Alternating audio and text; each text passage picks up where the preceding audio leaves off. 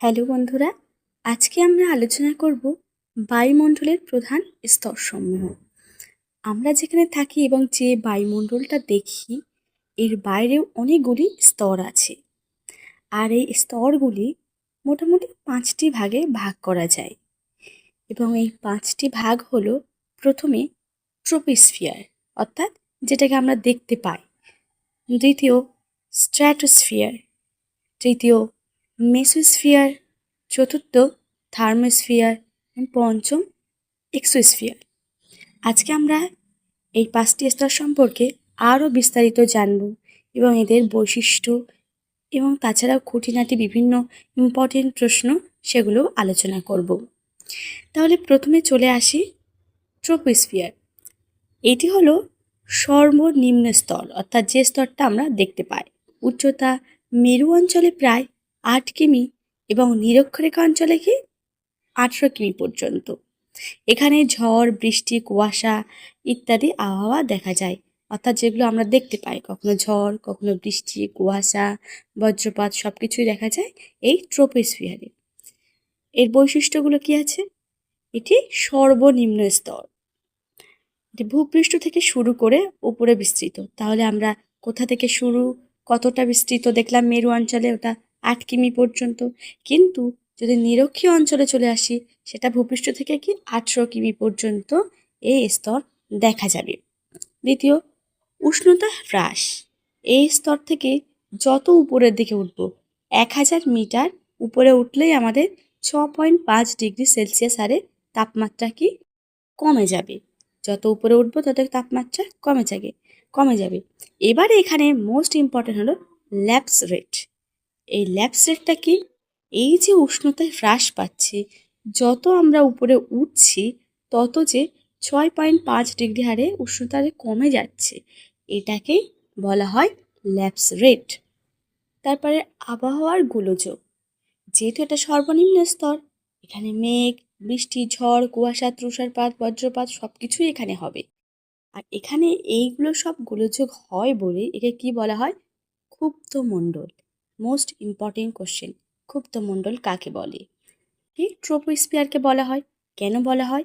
কারণ এখানে ঝড়, বৃষ্টি, কুয়াশা, বিভিন্ন আবহাওয়ার গোলযোগ এইগুলো হয় বলে একে ক্ষুব্ধ মণ্ডল বলা হয়। সবসময় যেন রেগে থাকে, ওই জন্য একে ক্ষুব্ধ মণ্ডল বলা হয়। তারপরে আসি জলীয় বাষ্প। বায়ুমণ্ডলের মোট যে জলীয় বাষ্প আছে তার 99% এখানে অবস্থিত। তাহলে জলীয় বাষ্প আমরা জানি কখনো কমে যায়, কখনো বেড়ে যায়।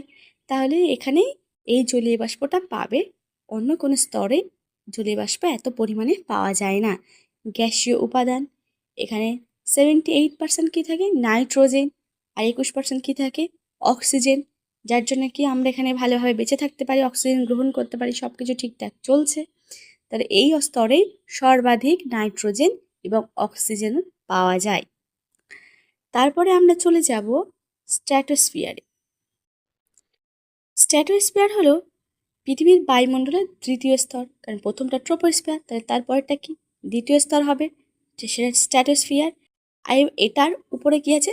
মেসোস্ফিয়ার। ট্রপোস্ফিয়ারের উপরে এবং মেসোস্ফিয়ারের নিচে এই স্তরটি অবস্থিত। এটি প্রায় 15 থেকে 50 কিলোমিটার পর্যন্ত বিস্তৃত। আর এটাকে কি বলা হয়? শান্তমণ্ডল বলা হয়। কেন বলা হয় বলছি, তার আগে দেখে নেব এটি কি 15 থেকে 50 কিলোমিটার বলেছে। তাহলে এটা কেমন? বিভিন্ন অঞ্চল ভেদে এর কিন্তু এই যে কিলোমিটারের হিসেব বিভিন্ন হয়। এর আগেরটা যেমন দেখলাম ঠিক তেমনই, কিন্তু মোটামুটি 15 থেকে 50 কিলোমিটার পর্যন্ত এটাকে স্ট্র্যাটোস্ফিয়ার ধরা হয়। শান্তমণ্ডল এটাকে কেন বলা হয়? এটা মোস্ট ইম্পর্টেন্ট কোশ্চেন। কারণ এর আগেরটা ক্ষুব্ধমণ্ডল আমরা পড়ে এসেছি, আর ওখানে ঝড়, বৃষ্টি, বিভিন্ন গোলযোগ হয়, তাই ক্ষুব্ধমণ্ডল। কিন্তু এই স্তরটা আবার অতি শান্ত। এখানে না ঝড়, না বৃষ্টি, বজ্রপাত কোনো কিছুই দেখা যায় না। সর্বদাই কি থাকে? শান্ত প্রকৃতির থাকে। ওই জন্য এই স্তরকে বলা হয় শান্তমণ্ডল। এই স্তর শান্ত থাকে বলে, কোনো গোলযোগ নেই বলে যত জেট প্লেন সব এই স্তরের উপর দিয়েই যায়, যেখানে কোনো বাধা বিপত্তি বা প্লেন ক্র্যাশ হওয়ার কোনো কিছু সমস্যা থাকে না। তাদের প্রধান বৈশিষ্ট্যগুলো দেখে নিই। প্রধান বৈশিষ্ট্য ওজোন স্তর। আর মোস্ট ইম্পর্টেন্ট, ওজোন স্তর এই ওজোন গ্যাসগুলো এখানে জমা হয়। আর সূর্যের যে ক্ষতিকারক অতিবেগুনি রশ্মি ইউভি যে রেটা আছে, ওই রেটা এই স্তরে শুষে নেওয়া হয়। ওজোন গ্যাস তাকে কী করে, শুষে নেয়, যার জন্য কি আমরা সুস্থভাবে বেঁচে থাকতে পারি বিভিন্ন অসুখ বিসুখ ছাড়াই। তাছাড়া আছে তাপমাত্রা কী করে বাড়তে থাকে। এর আগে কি দেখেছিলাম, প্রতি 1000 কিলোমিটার উচ্চতা বৃদ্ধিতে তাপমাত্রা কমে যায়। কিন্তু এখানে আবার তাপমাত্রা কী হয়, যত তুমি ঊর্ধ্বে যাবে তত তাপমাত্রা বেড়ে যাবে। শান্ত আবহাওয়া, এখানে ঝড় বৃষ্টি মেঘ কোনো কিছুই নেই, ওই জন্য এখানে কি থাকে, শান্ত আবহাওয়া দেখা যায় এবং তাই একে শান্তমণ্ডলও বলা হয়। তারপরে চলে আসি তৃতীয় স্তর অর্থাৎ মেসোস্ফিয়ার।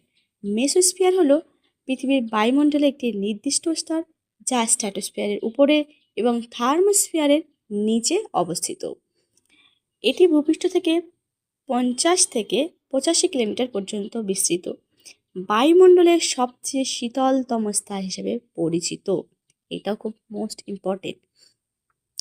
এটা কি বায়ুমণ্ডলের এখানকার মতো শীতল স্থান আর নেই, সব থেকে শীতল স্তর এইটা। এর বৈশিষ্ট্যগুলো কি আছে দেখে নিই। উষ্ণতার হ্রাস, এই স্তরের উচ্চতা বাড়ার সাথে সাথে কি হয়, তাপমাত্রা দ্রুত হারে কমতে থাকে।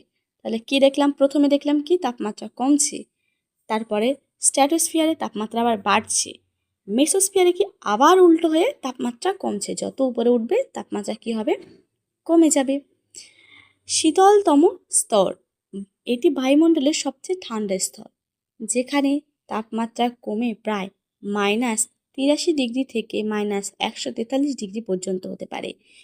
এতটাই ঠান্ডা ওখানে যে এটা মাইনাসে নেমে যায়, শুধু মাইনাসে না, 83 ডিগ্রি থেকে 143 ডিগ্রি বিভিন্ন অঞ্চলভেদে বিভিন্ন হয়ে থাকে।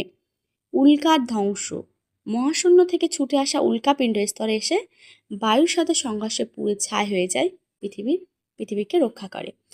উল্কাপিণ্ড কি আমরা জানি, আগুনের গোলাটা যেটা ছুটে আসছে মহাকাশ থেকে, সেটা কি এই স্তরটা কি ঠান্ডা স্তর, সব থেকে শীতলতম স্তর, এখানে আসলে অটোমেটিক কি হয়, সেটা ঠান্ডা হয়ে যায়। তাহলে এখানে উল্কার ধ্বংস হয়ে যায়, যার জন্য ম্যাক্সিমাম উল্কা কি আমাদের পৃথিবীতে আর এসে পড়তে পারে না। পৃথিবীর বিশাল বিশাল ক্ষতির হাত থেকে রক্ষা করে এই স্তর। তারপর আরেকটা মোস্ট ইম্পর্টেন্ট প্রশ্ন হচ্ছে, নকটিলাউসেন্ট মেঘ কি?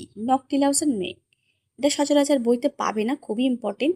নকটিলাউসেন্ট মেঘ হলো একটা পাতলা বরফের ন্যায় মেঘ, খুবই স্বচ্ছ পাতলা মেঘ, যেহেতু এখানে ঠান্ডা থাকে, বেশিরভাগ সময় কি বরফ জমার থেকেও অতিরিক্ত ঠান্ডা যেটাকে বলে, মাইনাসে থাকছে, তো সেই জন্য পাতলা মেঘ থাকে, যেই পাতলা মেঘটাকে, স্বচ্ছ মেঘটাকে নকটিলাউসেন্ট মেঘ বলা হয় বা নকটিলাউসেন্ট ক্লাউড বলা হয়। তারপরে কি থার্মোস্ফিয়ার। থার্মোস্ফিয়ার বা তাপমণ্ডল হলো মেসোস্ফিয়ারের উপরে এবং এক্সোস্ফিয়ারের নিচে অবস্থিত বায়ুমণ্ডলের একটি স্তর, যা উচ্চতা বৃদ্ধির সঙ্গে সঙ্গে অতি দ্রুত তাপমাত্রার বৃদ্ধির জন্য পরিচিত। তাহলে কি এটা আবার উল্টো হয়ে যাচ্ছে, তাপমাত্রা কি এখানে বেড়ে যাচ্ছে। এটি ভূপৃষ্ঠ থেকে প্রায় 90 কিলোমিটার থেকে শুরু করে 500 অথবা কখনো কখনো অঞ্চলভেদে 1000 কিলোমিটার পর্যন্ত বিস্তৃত। তাহলে এর বৈশিষ্ট্যগুলো আমরা জেনে নিই। এর যে বৈশিষ্ট্যগুলো আছে, প্রধান বৈশিষ্ট্য হচ্ছে আয়নমণ্ডল বলা হয় একে। এই স্তরের নিচে অংশে গ্যাসের অণুগুলো সূর্যের রশ্মির প্রভাবে কী হয়, ভেঙে যায়, ভেঙে আয়নে পরিণত হয়। এই আয়নে পরিণত হয় বলে একে আয়নমণ্ডলও বলা হয়। ইম্পর্টেন্ট, যা থেকে রেডিও তরঙ্গ প্রতিফলিত হয়। যে রেডিওগুলি আমরা শুনছি, এর তো কোনো তার নেই, তাই না, ওয়্যারলেস যে রেডিওগুলো হচ্ছে, তাহলে কোথা থেকে আসছে, তরঙ্গটা কোথা থেকে আসছে, তরঙ্গটা এই স্তরে প্রতিফলিত হয়ে, এই আয়নের সঙ্গে প্রতিফলিত হয়ে আমরা শুনতে পাচ্ছি। বায়ুর চাপ, এখানে বায়ুর চাপ খুবই কম এবং বাতাস অত্যন্ত হালকা ও পাতলা। ঠিক আছে, এখানে বায়ুর চাপ কি, তাহলে কি বায়ুর চাপটা খুবই কম হয়ে যাচ্ছে। মেরুপ্রভা, এই স্তরে সুন্দর মেরুপ্রভা বা আরোরা দেখা যায়। মেরুপ্রভা বা আরোরা হচ্ছে আলোর যে প্রতিফলনটা হয়, সেই মেরুপ্রভা কোথায় দেখা যায়, এই স্তরে দেখা যায়। আয়নোস্ফিয়ার, এই স্তরকে কি বলা হয়, আয়নোস্ফিয়ার বলা হয়। কেন বলা হয়, কারণ এই আগেই প্রথম একটা বৈশিষ্ট্য, প্রথম পয়েন্ট পড়েছে কি আমরা, এখানে আয়নগুলো কি ভেঙে যাচ্ছে, অণুগুলো ভেঙে যাচ্ছে, আয়নে পরিণত হচ্ছে।